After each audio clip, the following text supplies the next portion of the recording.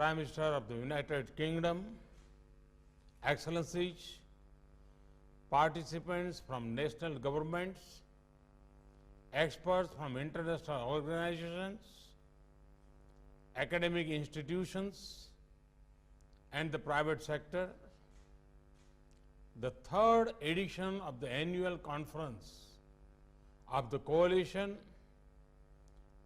for Disaster Resilient Infrastructure, or CDRI, is taking place at an unprecedented time.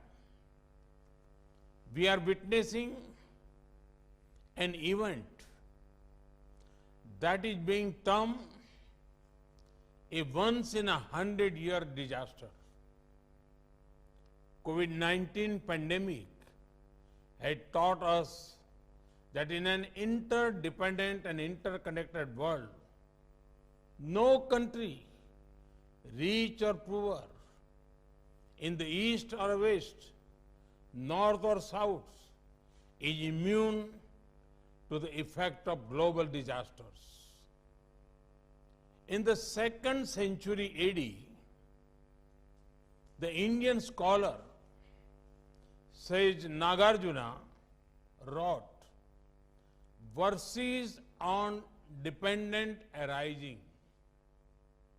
Pratit Samutpada, he showed the interconnectedness of all things, including human beings. This work shows the manner in which human life unfolds in the natural and social worlds. If we deeply understand this ancient wisdom, we can reduce the vulnerabilities of our current global system. On one hand, the pandemic has shown us how impacts can quickly spread across the world. And on the other hand, it has shown how the world can come together to fight a common threat. We saw how human ingenuity can solve even the most difficult problems. We have developed vaccines in a record time. The pandemic has shown us that innovation to address global challenges can come from anywhere. We need to foster a global ecosystem that supports innovation in all parts of the world and its transfer to places that are most in need. The year 2021 promises to be a year of swift recovery from the pandemic. The lessons from the pandemic, however, must not be forgotten. They apply to not only public health disasters, but other disasters as well. We have a looming climate crisis. As the UN Environment Chiefs recently said, there is no vaccine for the climate crisis. It will take sustained and concerted efforts to mitigate climate change. We also need to adapt to changes that are already being observed and are affecting communities around the world. In such a context, the importance of the coalition has become even more evident. If we can make our investment in infrastructure resilient, it can be a centerpiece of our wider adoption efforts. Countries that are making large investment in infrastructure, such as India, must ensure that this is an investment in resilient and not in risk, but As the events of recent weeks have shown, this is not a developing country problem alone. Just last month, the winter storm Uri knocked out around one-third of electricity generating capacity in Texas, United States. Almost 3 million people were left without power. Such events can happen anywhere. While the complex causes of the blackout are still being understood, we must learn lessons and preempt such scenarios. Many infrastructure systems, digital infrastructure, shipping lines, aviation networks cover the entire world. Effect of the disaster in one part of the world can quickly spread across the world. Cooperation is a must for ensuring the resilience of the global system. Infrastructure is developed for the long term. If we make it resilient, we will prevent disasters not only for ourselves, but many future generations.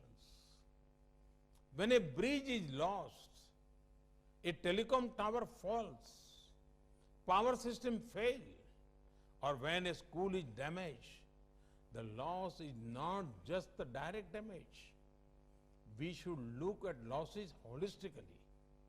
Indirect losses due to disruptions to small businesses and interrupted schooling of children may be several times higher. We need the right accounting perspective for a holistic evaluation of the situation. If we make our infrastructure resilient, we will reduce both direct and indirect losses and protect the livelihoods of millions. In CDRI's formative years, we are grateful to have the leadership of the United Kingdom alongside India. In the year 2021 is a particularly important year. We are approaching the midpoint of the Sustainable Development Goals, the Paris Agreement, and Sendai Framework. The expectations from COP26 to be hosted by the UK and Italy later this year are high. This partnership on resilient infrastructure must play its important role in helping meet some of those expectations. In this regard, I would like to share a few key areas that need to be accorded priority. First, CDRI must embody the central promise of the Sustainable Development Goals, that is, leave no one behind. This means that we have to put the concerns of the most vulnerable nations and communities first. In this regard, the small island developing nations that are already experiencing the impact of worsening disaster must have easy access to all the technology, knowledge, and assistance that they consider necessary. We must have the capability and support to adapt global solutions to the local context. Second, we must take stock of the performance of some of the key infrastructure sectors, particularly health infrastructure and the digital infrastructure that played a central role during the pandemic. What are the lessons from these sectors? And how can we make them more resilient for the future? At the national and sub-national level, we have to invest in capabilities for integrated planning, structural design, availability of modern materials and a large number of skilled personnel in all infrastructure sectors. There is need for research and development in all these areas. Third, in our quest for the resilience, no technological system should be considered too basic or too advanced.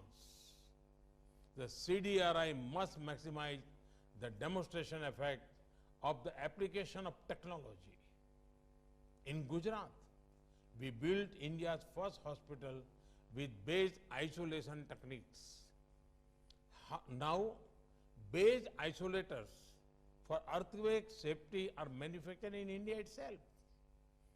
In the current context, we have many more opportunities. We must harness the full potential of geospatial technologies, space-based capabilities, data science, artificial intelligence, material science, and combine it with local knowledge to pursue resilience. And finally, the notion of resilient infrastructure must become a mass movement, galvanizing the energies of not just the expert and formal institution, but also communities and particularly the youth. A social demand for resilient infrastructure will go a long way in improving compliance to standards. Investing in public awareness and education is a key aspect of this process. Our education system must enhance the awareness of locally specific hazards and their possible impact on infrastructure.